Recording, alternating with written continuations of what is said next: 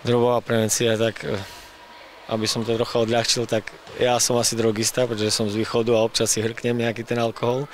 Tvrdé drogy žiadne, samozrejme. Prevencia. No tak v prvom rade by to mala robiť spoločnosť, je to osveta a začať asi u tých najmenších, pretože je ťažko potom míňať peniaze na to, keď už niekto robí niečo zlé v svojom živote a ničí svoje zdravie. Takže asi najlepšie ten pohyb, šport a stále tá osveta. V prvom rade na billboardoch, keď chodíme často autami, všímame si potom veľmi pekné reklamy, dokonca už aj v televízii som videl. My ako škola sa zúčastňujeme stále, snažíme sa či tých minihádzaní, alebo viem, že aj v Trebišove nejaké futbaly boli.